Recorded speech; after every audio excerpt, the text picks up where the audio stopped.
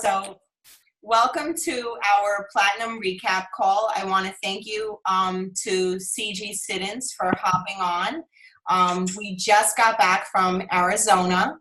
I'm a little bonkers, still jet lag. I showed up to a yoga class, my Monday yoga class I showed up for today, and obviously I was the only one there. So, but we kind of wanted to bring back some important information about some of the things that went on at corporate. It was a 2-day retreat that they invited 8 stars and platinums to. And I thought it would be valuable for me to go because I feel like I've been feeling a little bit funky. I've been feeling a little bit stagnant. And in all honesty, I've been beating the crap out of myself lately. And so I really made it my business to get out there to see what was going on, but more importantly, to unite with some up-level people because energy is always, sky high. And we just, we want to bring back the info that we took away with hopes of igniting all of you. So, Ciji, what was your experience? I did pull out my notes. Oh my goodness, I just pulled out my notes too, and I have to be honest, I was like, I didn't really take that many notes because I was so engaged. You know what I think was really cool, especially, and I was just literally at the dog park telling this to someone when they asked where I was, and I said I was at this, mastermind, and they're like, well, what is that? Because I forget that is network marketing speak, right, or business speak, and people at the dog park don't really care. But I basically said, it's very rare that a company will get together 50 of their leaders or 50 of anybody and basically say, like, what do you not like? What do you want to be different? What's really working for you? What's not working for you? Like, I think of sometimes talking to my team sometimes and hearing them say, like, I want to do this. I want to do this. I wish it looked like this. I wish this was different. It's exhausting sometimes to hear people's opinions and to think that corporate literally brought us in for no other reason than to hear our opinions and our feedback. I just think is such a testament to the company and the direction that we're going. And that's one of the main things that really stood out for me so much was their willingness to hear us and not defend, just kind of pivot based on the feedback that we had. And obviously some of the feedback was, we love that we're doing this. And some of the feedback was, it feels like there's a lot of this. So I just think it's so amazing to be partnered with a company that does really want to hear from the field versus kind of put out there that they care what the field has to say and then avoid it. Absolutely. I have worked from many different places and companies, and I've never saw something like that before, where Jim and Kathy were the first ones there and the last ones to leave. Eric flew in from Australia to be there. Travis Garza hosted it. Travis Ogden were there. And you're right, they did very little talking and a lot of listening. So, first of all, they started out with saying, there are rumors floating around that they let go of a lot of employees. And truth is, it was a handful of people that they let go with kind of a very nice severance package because they just didn't have needs for that positioning anymore, right? And the company always makes changes and improvements to do what's better for us, for our future. And I remember the last time they did this where they let go of some people and really we kind of took off after that. So they were kind of saying, like, you guys don't see what goes on in the background, but, we want to be sure to spend that money wisely and always do what's in the best interest of the company. So right now, right here, we want to debunk those rumors that, we're here, we're safe, we're not letting anyone else go. They also talked about in the month of November, globally, we are up 10%. Our markets in Taiwan, Mexico, Indonesia, New Zealand, Singapore, Malaysia, and Europe are growing. And they also talked about the fact that we are extremely financially healthy as a company, and they really are positioning for long-term success. So do you want to dive in a little bit on that? They talked a lot about like the strategic framework and really like obsessing over the customer experience and the quality and the results. So when, a lot of people were talking, what came to mind for me was like Zappos. They want people to have the absolute best customer experience that you can't get anywhere else. But they also were talking about making things easy and technologically up to date. Like, so many people are shopping off Amazon because it's easy. It's one click. And so they want Isagenix to be that way, to be that one click. They gave tremendous statistics about using IsaLife app. And to be honest, I'm telling all my clients to download MyFitnessPal. And then I'm like, what am I, crazy? Why would I recommend that people download MyFitnessPal when they should be using IsaLife app to not only track their results, but to receive information, motivation, and to be able to place an order? Did you get that info, Ciji, about the IsaLife app? Did that stand out for you? It for sure did. I actually told it to, don't be jealous, Vicki, I told this to my brother when I was on the phone with him. And I actually have pictures too of the slides that they gave, because what really I found to be incredible was it wasn't just like IsaLife, people who are using IsaLife are, doing statistically slightly better than people not using IsaLife. It was month over month, the retention was double. So like if I'm using IsaLife and Angela's not, in month 2, like I'm much more likely, 50% more likely to stick around. In month 3, 50% more. The numbers were so big that it was one of those moments, at least for me, because truth be told, like I don't really log into IsaLife very often. I have been very old school in my tactics in terms of the way I've done things since I started. And it's such a good reminder because I'm all about evolving, right? And we have to evolve into this app, because clearly the retention, if you're utilizing this app for yourself and with your product consumers, is 50% better.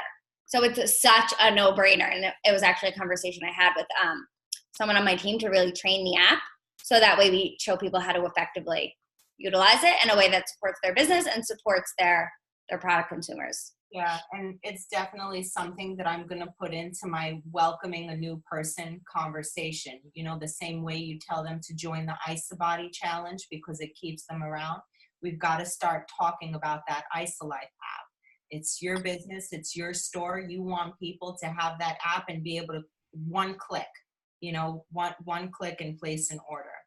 I think I have the photos of it on my phone too, of the actual like percentages that I can send you. Awesome. Maybe we can put it like in the mastermind group. Oh yeah, I'm sure we can do that. Okay, awesome. So they also talked a lot about the telling the Isagenix story. And, they said as a company, we kind of went away from that. We started calling it weight wellness, and we were exploring, the athletic line, and we were exploring healthy aging. But the real deal is that our typical customer is suburban Sally, right? Majority of our clients come in for the weight loss. And so if you've noticed on the Isagenix Facebook link, the Isagenix company where they put up the posts, it's been more about the weight loss transformations. And, they basically asked us, how many times are you telling the story? How many times is your team telling the Isagenix story? Because we've got to bring it back to basics. They really talked about story branding, the training people on the story. And Ciji and I were talking, like, we used to tell everyone about John Anderson getting bit by a spider. I mean, do you guys know the story about John Anderson getting bit by a recluse spider and his daughter gave him a kidney? And, we used to tell that story so much and be so in line with the mission. And then we kind of got away from that. And what stuck out for me is that a lot of businesses went down in numbers, but as an industry, the numbers went down. But there were people in the room whose numbers went up. And we got to hear from some of those people. Some of those people were Justin Courtney and Emily Vavra. And when asked what they were doing, it was back to basics, home meetings, belly to belly. Ciji talked about that, having that community. So was that something that stuck out for you? For sure. I mean, truth be told, one of the biggest reasons I'm here in an Isagenix is because very, very early on in my journey, I went to see Peter Greenlaw speak, and I don't know if anyone on here has been around. I mean, nobody's been around as long as me, I'm sure, but around long enough that Peter Greenlaw was still kind of on the isogenic speaking circuit. And if you have, you can understand why, because he really talked about the deficient nature of our food system, why people are like really got into the nitty gritty of the products and the science behind the products, and got me excited in a way that I've never been excited about nutrition. So excited that I actually went and got my master's degree in nutrition education is directly correlated to Peter Greenlaw. And I stopped talking about that because I've been very, very business focused. And at the same time, I'll go in that direction maybe in a minute. But yeah, it was bringing it back to the story and what got us excited about isogenics in the first place. And the other part of the story, and they kept referencing this book, which I don't know if people have read it. It's called, I found it on my bookshelf since it's right behind me, Building a Story Brand.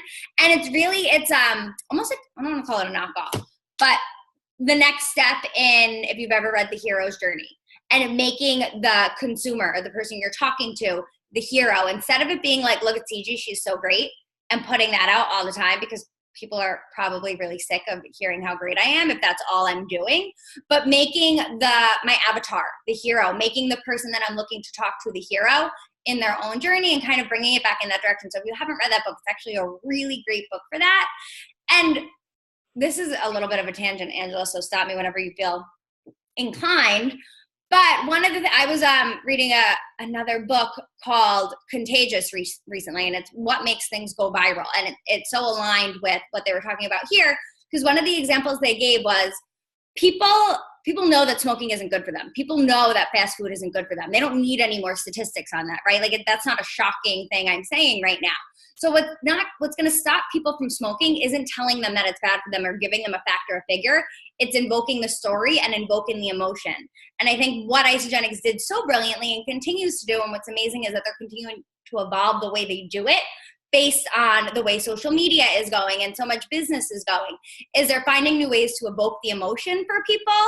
And if you're not doing that, it's a really good place to start, is how can I get my message across that the shake is really amazing and it has 24 grams of undenatured whey protein and all these vitamins and minerals, which mostly sounds to the person you're talking to like blah, blah, blah, blah, blah, and help them invoke an emotion within that they're inclined to want to kind of be the hero in their own journey and utilize the shake as their support, if that makes sense. Yeah, absolutely. It's imagination being more important than the knowledge. And it's giving people the ability to imagine, to see themselves as the hero. And you know what? These are products that we cannot get anywhere else. We are so innovative. Dr. Corey Hofborn, he stood up and he talked about that our amped packets are the only ones that contain BCAAs. Like, we really are very, very innovative. And you know what? I don't know what happened, but somewhere along the line, we became complacent, right? Maybe being here for a long time, maybe making like ridiculous money from working 2 hours a day. We became a little bit complacent. But you know, the people that are successful, the people that are doing well, the 7-figure earners, they're still going to houses. Dave MacArthur, you know, he was still talking about launch parties. Emily Vavra drove like to the ghetto in like Yuma, close to like the Mexican border. And people that don't need to do this are still doing this because they're so impacted by our vision. And it really is about telling the story and telling it well and teaching it to your team and letting them know why we're a part of something so incredible. They talked about global performance. We're going to be playing offensively. You know, we don't ever want to be complacent with the success that we've had. And for a short period, we did get away from that, but the company has brought in really the best of the best to help us. They are investing very wisely for our future. I'll show you guys some slides in the group, but they're revamping like the whole back system. employee empowerment. They're going to be rewarding excellence. They brought in the Navy guy. Do you want to talk about him a little bit? Because that was just amazing. First of all, I liked him because he cursed a lot, and he was just like raw, real deal. He had like a business degree from Stanford, but he was a retired Navy SEAL, and he really shared this story that his group, they saved thousands of soldiers by really working together as a team. And the way that they went underwater, it was 32 men in pitch black, and one man couldn't see the one in front of him, but they held a rope. And so one went in front of the other and tapped the other on the shoulder, and then the other went.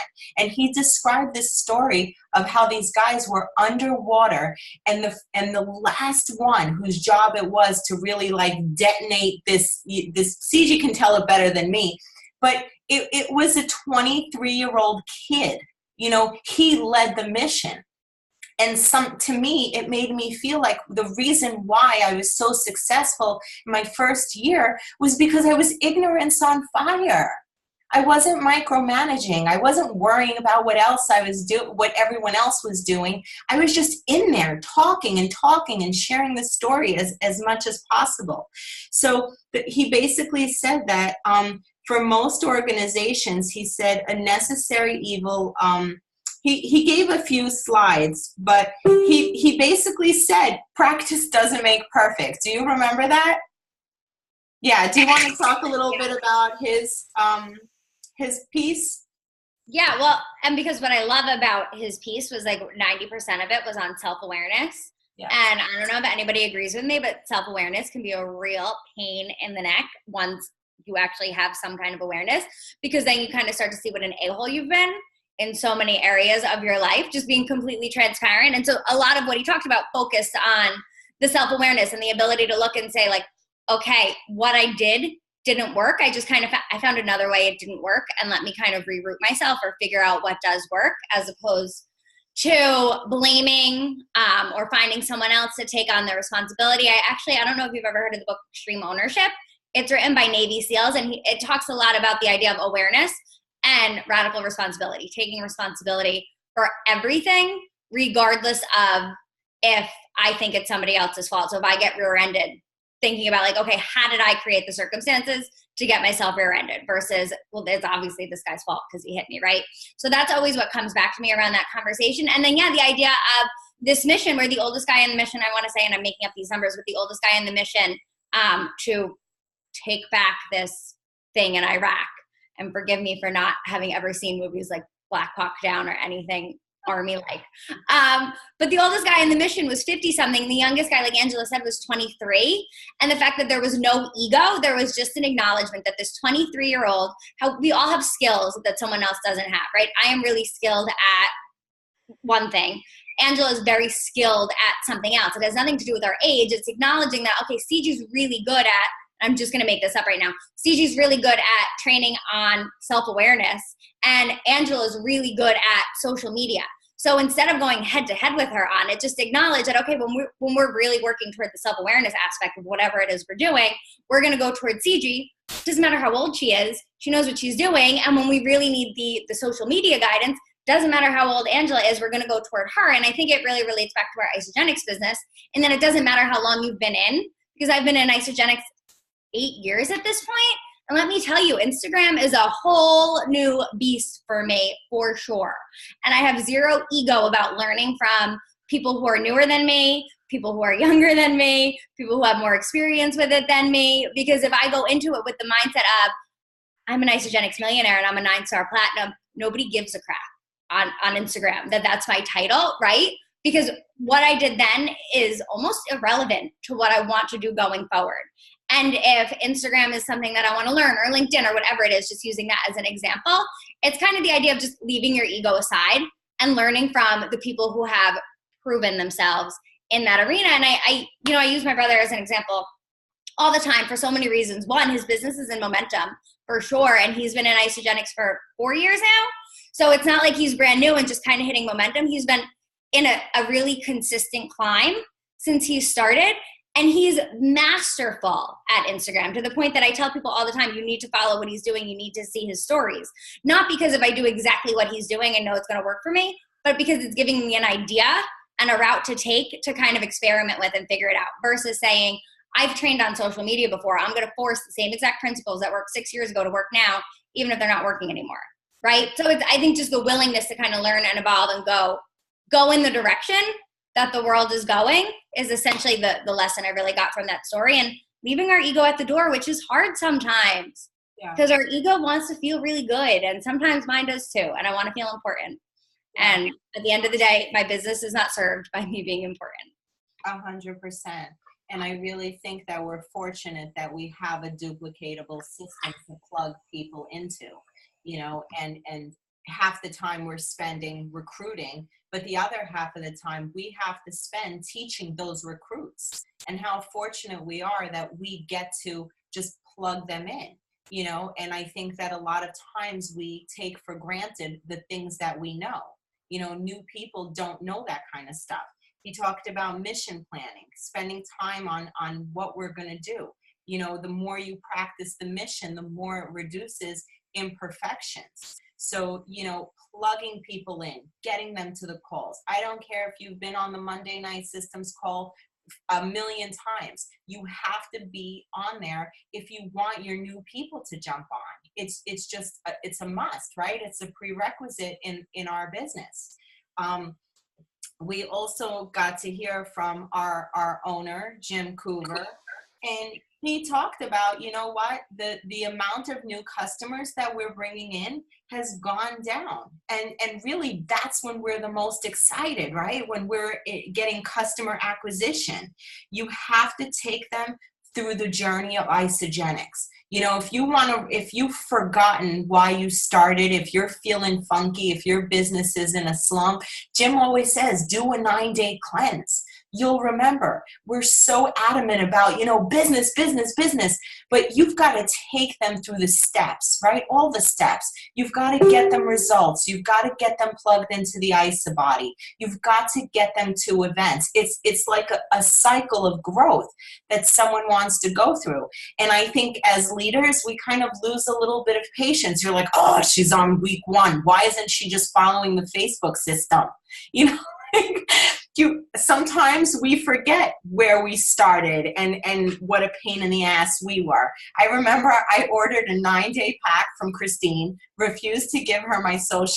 I mean, think about where we started and kind of try to be a little bit more patient with new people. But I mean, really what we have to work on is recruiting, retention, bigger order baskets, and leadership development. We've got to help more people earn a check faster. And Kelly and Tyler, they were talking about their business took a shift for the better when they just started focusing on helping someone make $500. They're not talking about $1 million. They're not talking about 6 figures. They're just showing people how to get to that level of crystal manager. Let me just show you how to get that money up front, $1,000 up front, because it's simple, it's easy, and it doesn't scare people, So really bringing it back to the you share, they share, repeat. And Jim talked about, bringing in the next batch of leaders. The people who we've already brought in, they know they need the calls. They know the books to read. They know they need to get to the events. You're not here to constantly motivate people. I don't have to call you up and say, Ciji, are you going to run your business today? Lex doesn't motivate you. And so you kind of have to leave people where they are and really bring in a brand new, exciting crew. So what else? He's saying, Jim basically said, if I'm not out there each and every day, that has consequences because your team is watching what you do, right? And he said, we all have the same product. We all have the same business model. If one person can make it, we can all make it. And that really lit me up. And one bad week, one bad month doesn't, I read a beautiful testimony from a woman in another group. She said, for 17 years, I would have been considered a network marketing failure. She goes, and then I refused to give up. I refused to stop believing in myself. And she said, for the past 3 years, I've been earning 7 figures a year.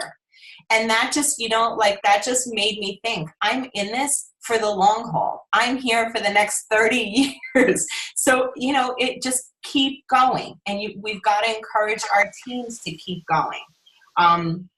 So what else, what other things stuck out in your mind?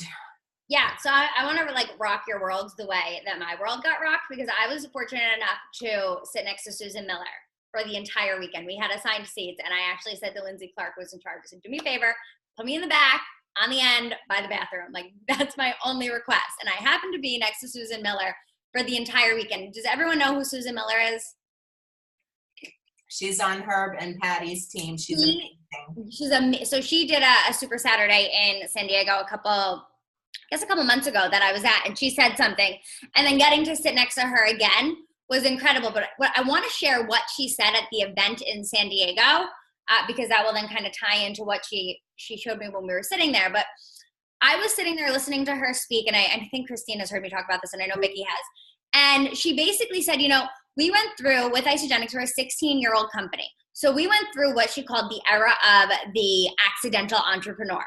The person who came in for the products, had a great product experience, and told a lot of people. And through that era of the accidental entrepreneur, which I 100% relate to, because I did not come into Isogenics looking for a business opportunity. And if Tara approached me as this is a business opportunity, I would have said no, because I didn't understand it. I didn't think I had the skills. I certainly didn't feel influential. None of the things that someone who's a network marketing professional would be, do, feel, think. I didn't possess any of them, right? But because I came in, I had a product experience, I told a lot of people over a long period of time, and I've earned a really incredible income. And what she essentially said was, over the last 16 years, and through this era of the accidental entrepreneur, we have not only proven that the products work, because we have all of this science, along with, I think she said, Stephen, you lost 80 pounds. Is that right? Did I make that up? Steve? He lost 45 pounds and enrolled 85 people. Perfect. I do inflate numbers sometimes. I apologize. But so the products are proven by the stories, by the science, by anything you can imagine. We have the numbers. The products aren't on trial. On top of that, over 16 years, we have created almost 300 millionaires in Isogenics, right? During this phase of the accidental entrepreneur. So what does that mean for where we are? It means that we're in this space now where we went through this horizontal growth, upwards, really fast, really incredible growth. And during that, I'm not gonna lie, people like me, we got a little bit tired for a minute, and we kind of had to level out with where we were. And what we're going toward now is that's what Susan Miller calls the second wave of momentum. And what that means for all of us, and she actually explained this as she said she waited 6 years in Isogenics to go into the phase we're about to go into right now, which had me on the edge of our seat, because she said that wave where we're going right now is the age of the on purpose, the intentional entrepreneur, because we already have the proven science, and we already have the fact that the products work, and we have the proof that the business works, as evidenced by the fact that we have new millionaires popping every single week. So in this age of the on purpose entrepreneur, the person that's intentional about coming in for the business, people are coming in looking for a business opportunity now, because we've already proven that it works. We've done the hard stuff over the last 16 years. So when we go have conversations with people about what we have on the table right now, they have no reason but to be excited about it, because you can see that what we have is available, and that's the direction we're going. And it's the direction of being 100%. You can't convince me there's another protein shake on the market that's better. You just can't, right? And I can't tell you ingredients. I'm not the person that's going to explain what the active enzymes I can't do any of it. But I have enough belief in the products. I understand the science. I look at someone like my brother, who took him 4 years to join me. But when he joined me, he didn't come in saying, I hope this works. He came in saying, my sister makes more in a month than I do in a year. My other sister is on her way to making 6 figures. I have proof that this works. So it's not a matter of does this work? It's a matter of how am I making it work for me? And how long am I willing to be in this before I give it the opportunity to work? Because I already have the proof that it does. And I think that's the direction we're going now with that second wave of people coming in for the opportunity. And what happens when people come in for the opportunity is you have people who are product consumers for life, because they understand the value of carrying 100 product volume. They understand the value of putting really good nutrition in their body. people who have a business mindset understand what it looks like to fuel yourself to optimally, right? Like you don't have to convince most people who are earning a 7-figure income not to eat McDonald's. They get it because they want to perform well.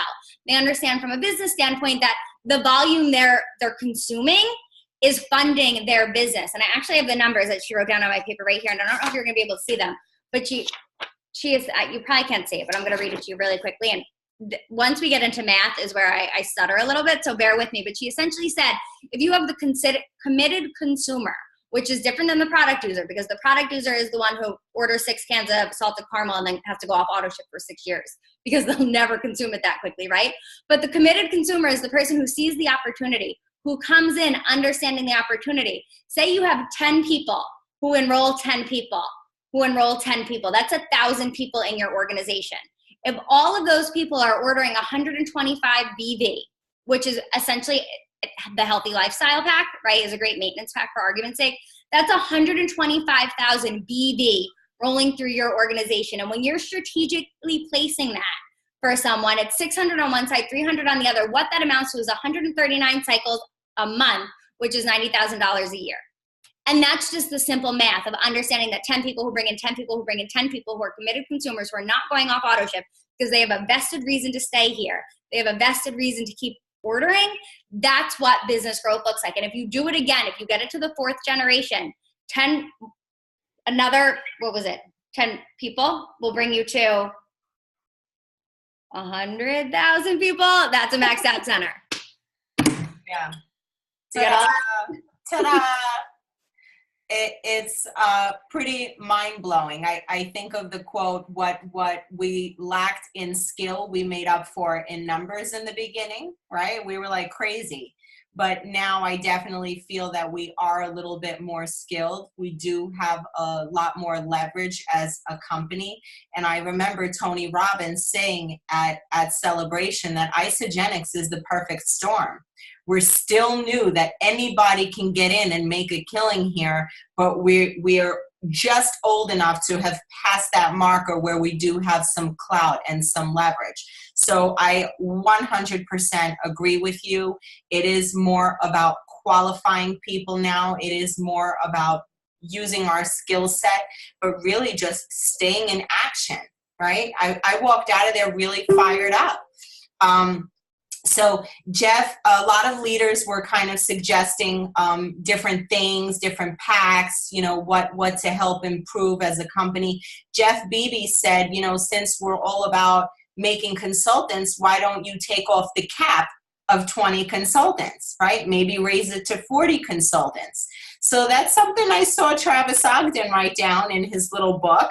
So maybe they will increase that consultant bonus.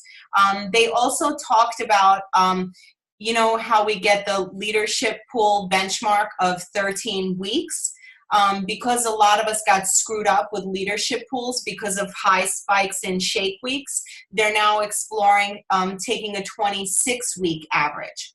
And if any of the platinums got knocked out of the leadership pools because of those shakes, we're going to be receiving re-entry back into the pools, which is incredibly generous. Incredibly generous. I mean, this is an extra $100K for a lot of the platinums that got knocked out. And for the company to say, we'll let you back in, we get it. It was a high shake week. They talked about things that were working. And I don't know her last name, but Julie from Lynn Hagedorn's team has increased her business massively by doing the Leader in Action formula. And so we all got the piece of paper for Leader in Action. And this is what she's been, and it's in your back office. And this is exactly what she's been teaching her team. If I told the people on my team, like a brand new person, like Steve enrolled 85 people, it would scare the shit out of them, right? But it very much went in line with that video that Kathy Coover sent us that Anna Richards did. Her and her husband, Morgan, they double their cycles by essentially using this. So the Leader in Action is growing your personal cycles by having 5 enrollments a month, helping the people on your team rank advance, and staying executive, and really just teaching this to your entire team. So do you want to say something a little bit about that, Ciji? Yeah, I think, we can talk about like Andrew, you're doing a great job, by the way, really recapping the event. Because I'm like, oh my goodness, I forgot we talked about that. I took a lot of notes. But the one thing that I think we can get from the Leader in Action formula, and I just pulled it up too, is there's a lot of promotions going on right now. And this is the conversation I'm having with my team, because I actually had a leader on my team say to me, I'm not really going for Dash for Disney. I'm going for the Start Peru trip, right? And that's a red flag for anyone, because then we're working to the promotion and we're forgetting about the point of all of the promotions is to grow your business. So I don't care if I create a consultant that maybe doesn't count for Disney. If it's supporting my business, that's where my focus is. And I think what the Leader in Action formula does so brilliantly is focus on the things that are going to grow your business regardless of. So who cares if you don't win Disney, but you're not zeroing out essentially in any of these categories. So if you look at the Leader in Action formula, and I have it pulled up on my paper, but it's basically your personal cycle growth, which is the one thing that you cannot directly impact. And then it's timed your personal enrollments, your personal rank advancements, and your weeks paid as executive.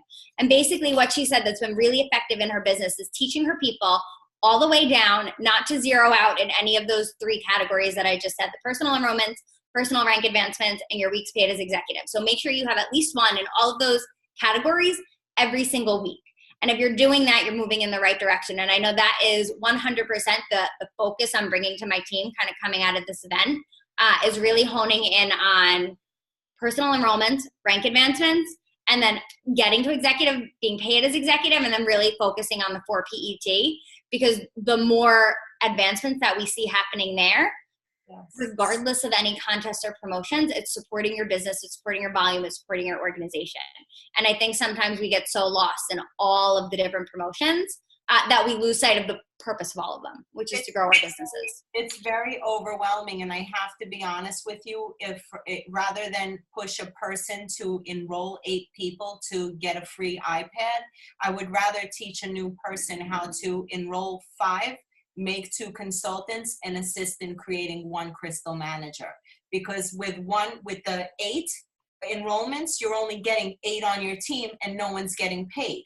If you enroll 5, create 2 consultants and 1 crystal manager, you've got 13 on your team, but now 4 people are getting paid. And that's what's duplicatable. That's what's going to grow your business. And then you can buy your own darn iPad Pro. Quickly, a distinction that my brother made for me that I give him so much credit. I hope he gives me as much credit when he speaks. I'm sure he does. But because he says so many brilliant things. But when we were talking about last year at the Influencer Summit, when Eric Worre was talking about that core rank of manager, getting people to manager, and he said essentially, when you help people get to manager, you're tripling their business, because now instead of having 1 person work, they're having 3 people do the same amount of work. And just that perspective shift for people, I think, can be so powerful. But again, I didn't even think of it until someone put it in my mind. So it's kind of the direction I want to talk to with my newer people now is, yes, enrolling people is important. Don't stop doing that. And let's triple your business, and let me show you how. Because I think when you put it in those terms, it almost seems like it's going to be way more impactful than just get to manager. 100%. We've got to go back to the you share, they share, repeat.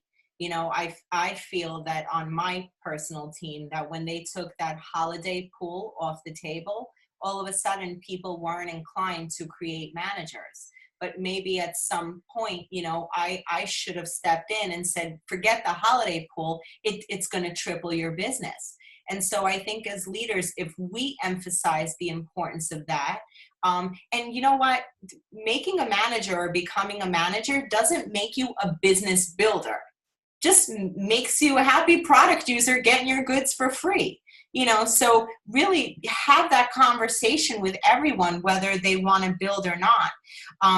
But bringing it back to basics, not being afraid of talking about sharing, simplifying, more belly to belly, more sip and samples, the growth is still in the basics. You know, like they said, how many times are you sharing the story, and how many times is your team sharing the story? Alexis is so successful because so many people on her team are sharing that story over and over and over. So I think that, you know, we really got away from a lot of the important stuff by having all these Zooms, by doing everything online. There's nothing better than that belly to belly connecting. And I love that, you know, Sabina has someone from HB team in Cali. I love that Ed was able to connect with a community in Long Island. Like, it's really important to find people in your area and work together to both do opportunity meetings and trainings. I mean, Ed came home last night and he said, he's like, it was so simple, but I was so impressed. He's like, literally all they did was train on the simple systems. Jody was like, all right, what system do you want to learn? And that's all they did. He's like, but that's what's duplicatable, right? And just keeping it simple. So they're also going to introduce a maintenance pack that's going to be approximately 125 BV, if I recall. So after someone is done getting their results after the next, you know, 2, 3, however many months, you can right away recommend that they get on that maintenance pack. And I think that's going to be important because you want to keep them on, because people stop. Right? People don't understand that this is a lifestyle system. So having that maintenance pack in place is going to be a really good idea. And then some of the leaders were talking about like little things, like little promotions that they're thinking about running. And it has nothing to do with the company, but it's having the conversation about the importance of going from PC to associate. Right away, get their social like we used to. Explaining up front what the benefits are of staying active. Do you not want to kick someone when you see 98 BV? Like, that hurts me personally. So having that conversation. People are running all sorts of different promotions, talking about, you know, 13-week challenge for some extra Christmas cash. Some leaders are doing, if you recruit 2 value packs from Monday through Friday, we're going to give you an extra $100. You know, for anyone that hosts a sip and sample, give them $50 or a free box of bars. Enroll with a focus of rank advancing right away. So these are just some promotions that some leaders were talking about running. And, you know, like before, I think the Cougars were very like anti running our own promotions.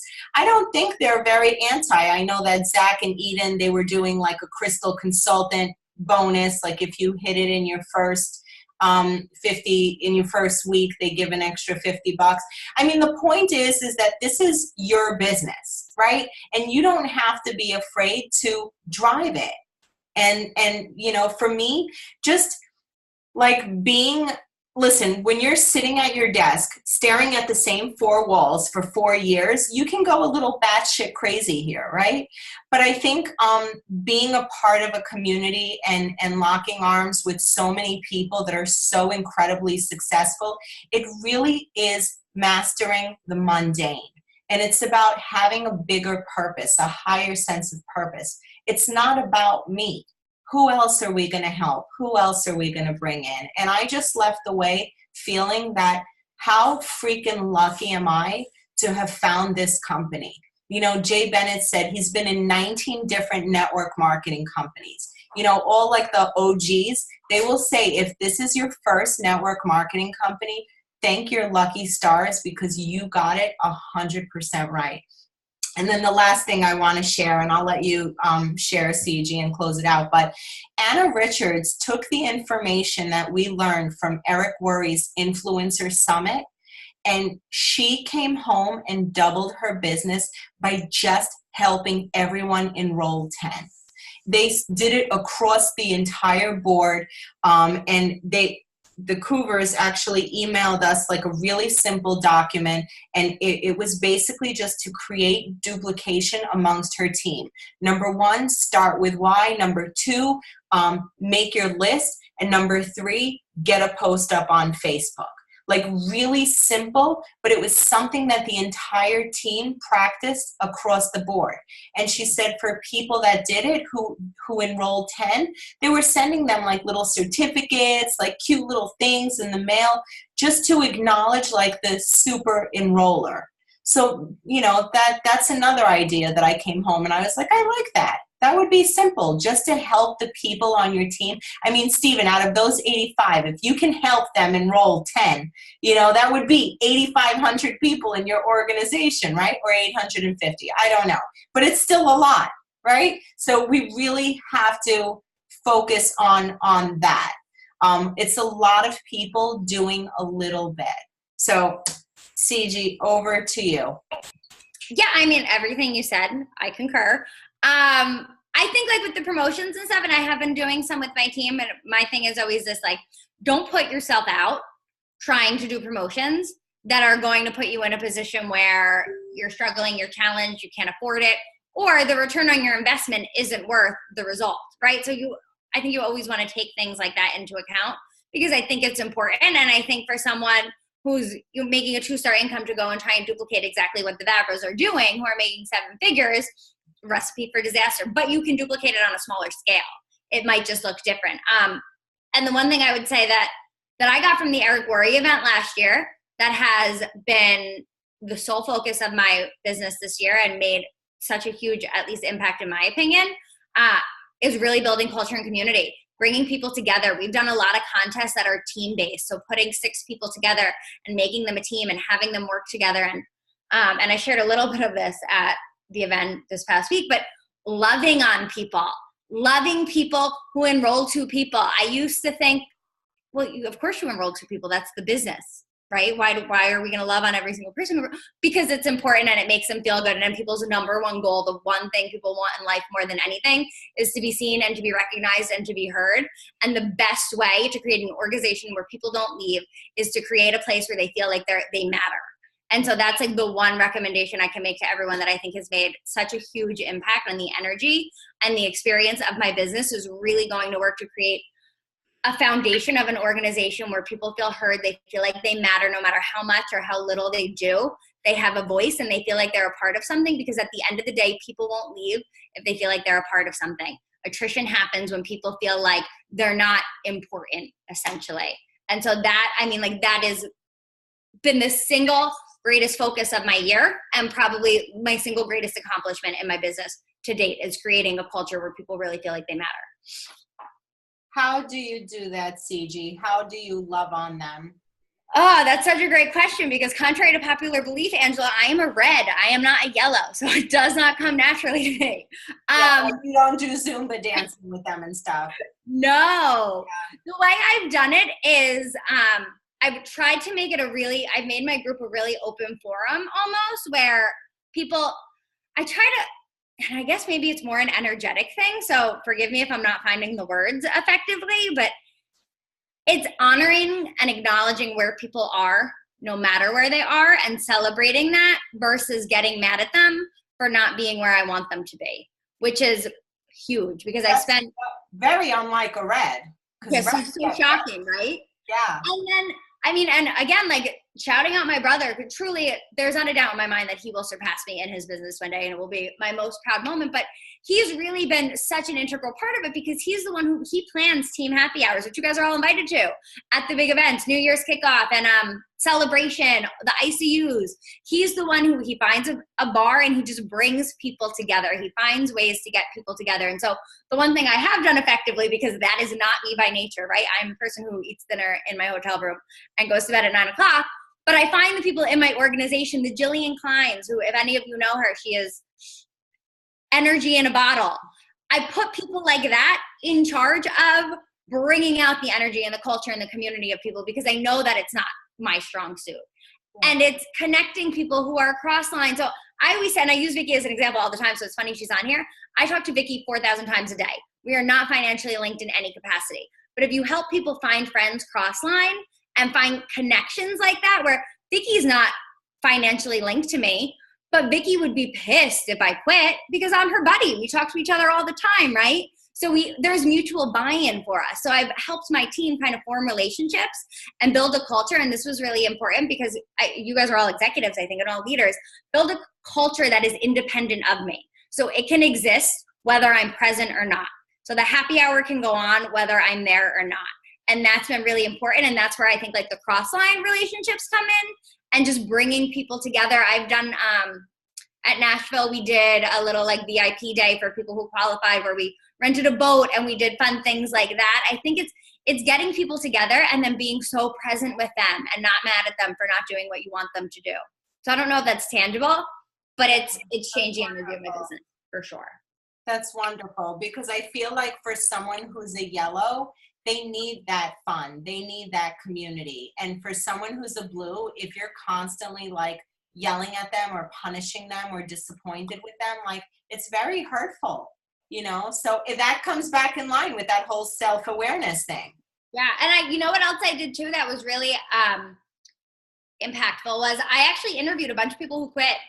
And I said, hey, let me ask you a question. Why did you quit? And not why did you quit so I can shame you for quitting? Why did you quit? Because I want to get better.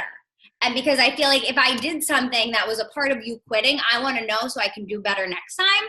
And a couple people, because I'm an intense personality in general, so me just asking that question kind of intimidates people and puts their guard up. If they don't answer it, I then guided them and I said, hey, was I too intense for you? Did I push you too hard? I gave them some ideas of reasons I thought I might be turning them off.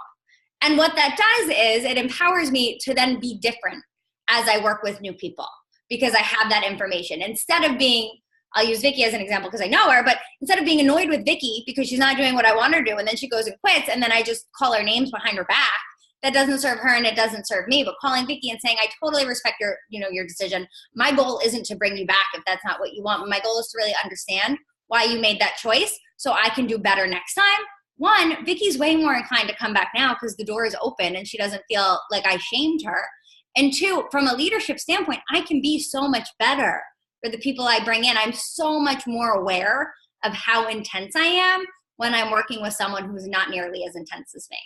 Yeah, I might sound like a total Russian mom, but you are so lovely, Ciji, and you in 4 years have changed so much, like so mature. I want to cry for you like your mama. You're such a lovely person, and you've grown so much, right? It's like we were in junior high school together, and now you're like PhD level. You're like, you changed so much. You're so lovely now. You're so wonderful, and you know, but it's all the work that you've done. It's so much work. It really is. It's reading the books. It's going to the events. It's hiring a mentor. Yes, you did it for business, but look at who you've become. I mean, that's amazing, and I think that's a wonderful thing for us to do is to go back to our clients or ex-clients and say, how could I have served you better? I love that. I'm so curious why they quit, Vanessa said. And take your ego out of it because your ego wants to be like, well, they quit because they're an idiot because they clearly don't see the vision. That's helpful. Like, that doesn't help anybody. But like, just, what I bring myself back to all the time is be the scientist. Just be really curious. Yes. Really super curious. Be the scientist, do an experiment, see what happens. No attachment, right? It's the same things you hear all the time. And Sabrina, am I saying that right? I will see you on Saturday. So if you guys have local San Diego team, we are doing a Super Saturday. It is not sold out yet, but it's going to be incredible. So definitely come. So can I shoot you guys some dates? They haven't released the 2019 calendar, but we have it. So if you guys have a pen and paper, because it always helps to start promoting. And I'm really happy that we finally have David Wood on the East Coast. I'm so freaking happy. Vicky's like, when? NYKO, January 9th to the 12th in Arizona. You guys know that. We have ICU, May 2nd to the 4th in Atlantic City. Hello. We're going to be having drinks at the Tropicana. So that's going to be amazing. ICU right here in AC. That's going to be a really fun weekend. UIA, October 10th to the 12th in Washington, D.C. That's huge, guys. That is all mindset. That is the shit that your teams need right up front. David Wood, like, change for me and Ed, right? He totally changed our business. We have GoPro December 4th to the 6th in Vegas. That's Eric Worre. We have Step Up to 2-Star February 25th to the 28th. So if you have anyone who's on the way to 2-Star, it's a great driving point. It's a wonderful trip to corporate. Disney, March 14th to 18th. Top Achievers, January 5th to the 9th. And Celebration, August 10th to the 14th. So you can start spreading the words amongst your teams. So do you think we covered everything? I mean, I think you covered everything, and I think I filled in the holes with whatever came to my mind. So we're up. Thank you. I'm going to stop the recording. Do you guys